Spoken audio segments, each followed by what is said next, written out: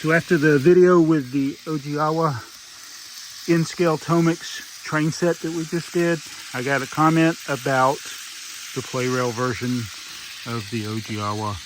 And I know I'm probably saying it wrong, but this is one that Buttchop gave me in a trade. I traded him some Lego sets and he sent me a bunch of unusual Plarail things. Says this is a real toy. Obviously it's a real toy. It's a toy of a real life C11 steam loco that was converted into a Thomas in Japan and ran on a railway museum track for Thomas Day. So has a lot of Japanese on there. Yeah, top Oigawa type C11 Thomas. So we're going to need to put a battery in it, probably, definitely. Can you read any of that?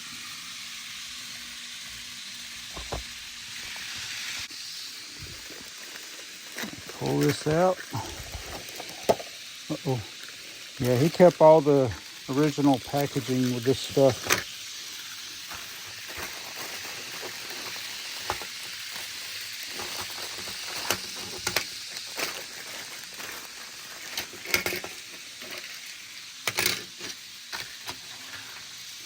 Okay.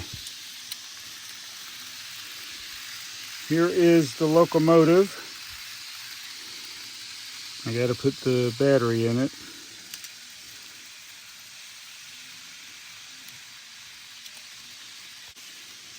So in one of my videos, I had somebody ask me, what kind of screwdriver do you use? I'm like, I think if you have to ask the question, you might need a little more help. So it's the kind that this fits the screw. Oh no, this had a battery left in it. Oh no. It's got a, oh man. I hope it's not corroded. I must have gotten this out at some point. Yeah, I'm going to just go ahead and put a new battery in it, or a different battery. Why would I have left a battery in this thing?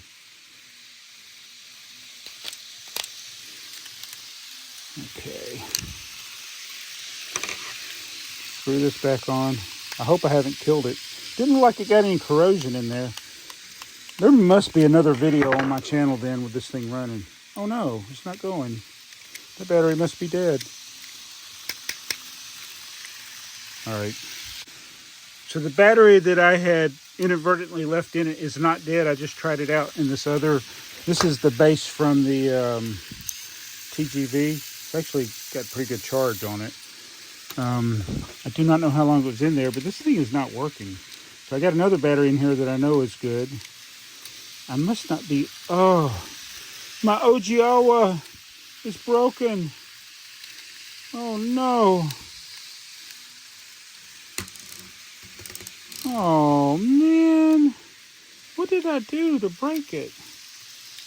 That means I'm gonna have to take it completely apart. I at least got to get a picture of them. So don't know what's wrong with this one. I may have to order another one online. And if anybody can find a video on my channel where I'm running this thing, I don't recall it. It's got one of the batteries like I would have bought in it.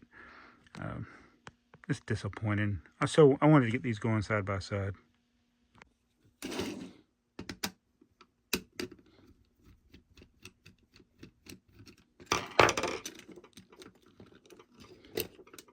This is the other good battery.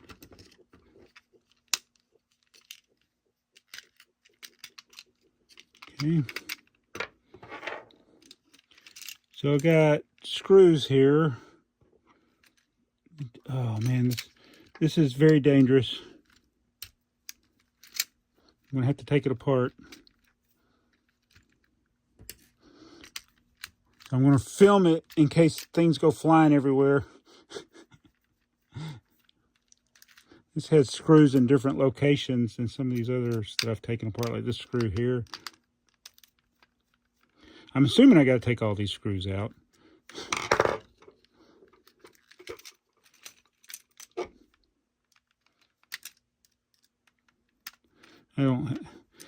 didn't know I was going to be doing all this. I really just thought I was going to be putting this thing on here. And oh, I got to take the screw over the coupler off as well. It's very disappointing. All right, that's a different size screw. Try to keep everything in relative place here. Huh. So why? Oh, coupler. Oh, great. Now I don't remember which way it goes.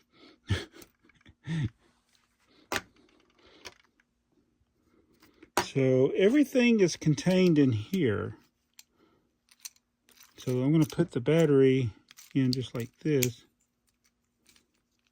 And it doesn't do anything. So somehow it's not making contact. Is that wire broken?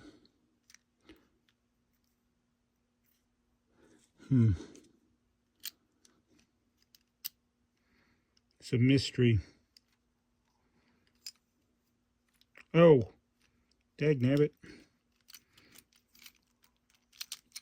That's definitely an open air gap problem right there. Oh, good grief.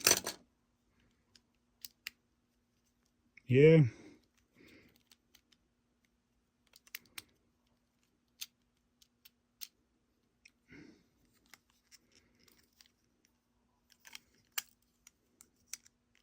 Just touching.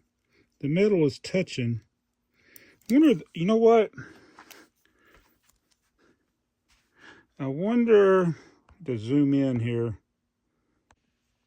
I almost feel like this wire right here is broken on the inside of the insulation. This little spot right there. It's hard to tell. At any rate,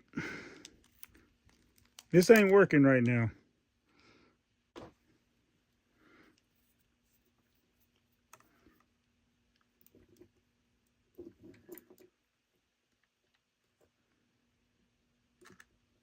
Nope. That didn't seem to make any difference. So I'm taking this wire, it goes between there and this other point, and it is not helping. So it's not that wire. Oh well. I know I'm getting continuity there.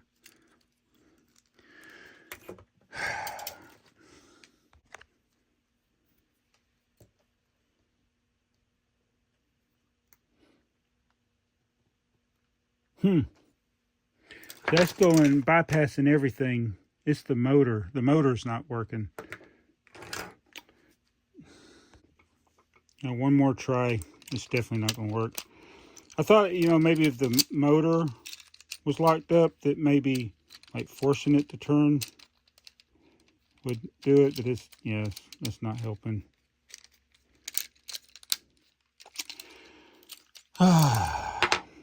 Okay. I'll put the coupler on upside down, I think. I think it's too high. Yep, I put it on upside down.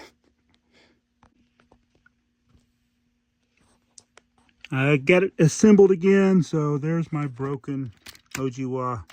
At least I can push it. We got a car. You know what? I wanted additional cars because this in-scale version has 9. Uh-oh. We separated. It has 9 units counting the locomotive. Come on. There we go. Yeah, so I need more cars. So the best way to do that is just to buy another one, since I got a broken one. I can push it. How exciting.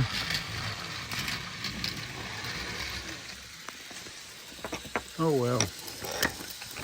Oh no, watch out for the screwdriver. The giant screwdriver.